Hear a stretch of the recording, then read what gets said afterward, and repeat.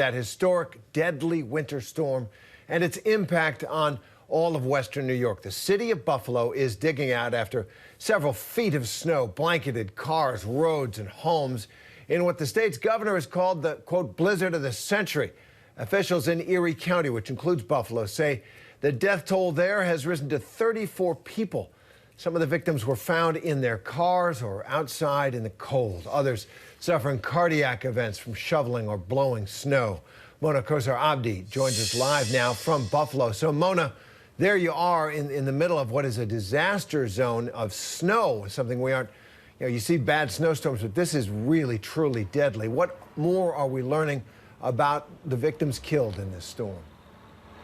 Well, as you mentioned, Terry, the death toll has now risen to 34. It was 32 this morning. At least 26 of those deaths were right here in the city of Buffalo, 7 in the suburbs, and 3 people have yet to be identified. And unfortunately, the mayor says as emergency officials conduct more and more welfare checks now that the roads are starting to get cleared up, that number will continue to rise.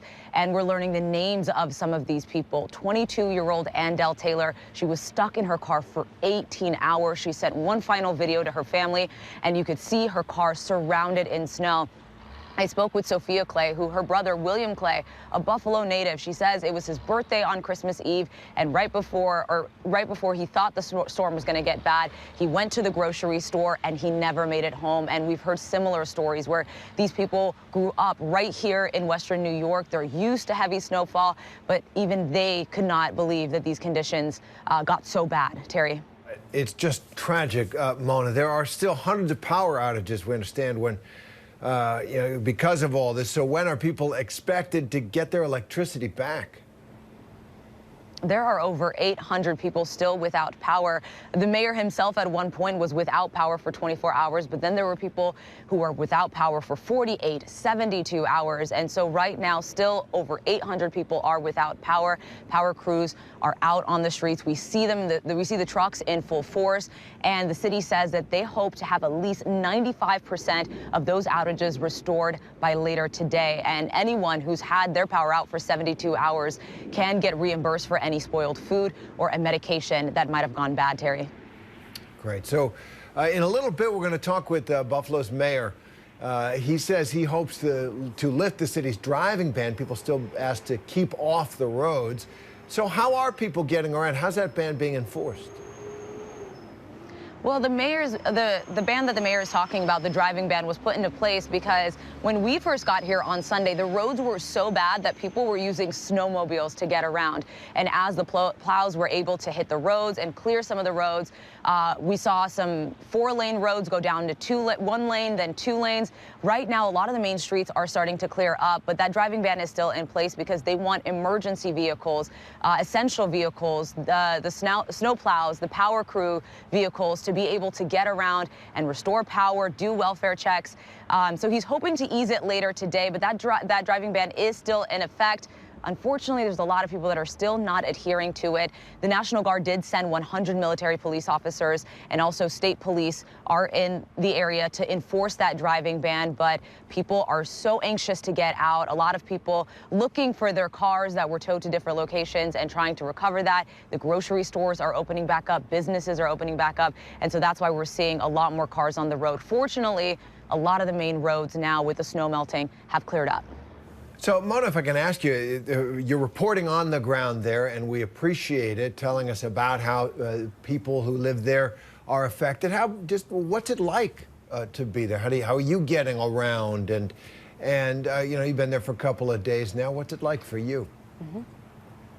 Well, as I mentioned earlier, we got here on Sunday and the roads were impassable. People were getting around on snowmobiles.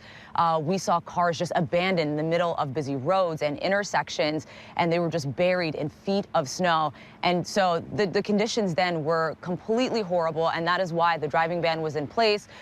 If you wanted to go on the freeway, you couldn't because there were no freeway on-ramps because they were completely snow-packed, and that was probably the worst of it. And as more and more help arrived, there were crews sent in from Rochester, and then finally, I want to mention, too, that around that time, Christmas Eve, at one point, people were calling 911, and they weren't even able to get emergency help. And so the minute that the snowplows were able to hit the streets and clear some of the roads, when the snow finally stopped falling, there was a rush to get people the emergency help that they needed, because honestly, a lot of it was just neighbors helping neighbors, Terry.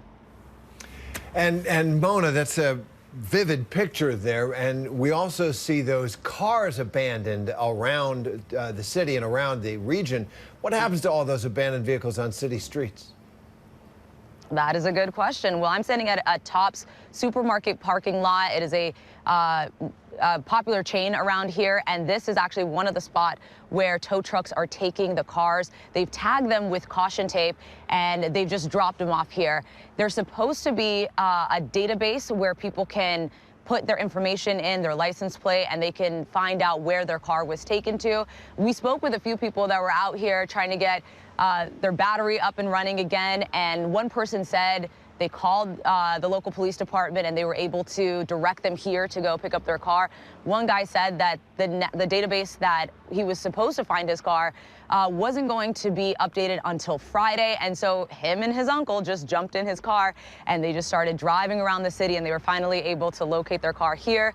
Unfortunately, though, the car was not operating. So, but yeah, here, this is one of the locations in many lots around the city, Terry. Wow. What a story. Mona Kosar-Abdi, thanks very much for covering it for us. Appreciate it. Hi, everyone. George Stephanopoulos here. Thanks for checking out the ABC News YouTube channel. If you'd like to get more videos, show highlights, and watch live event coverage, click on the right over here to subscribe to our channel. And don't forget to download the ABC News app for breaking news alerts. Thanks for watching.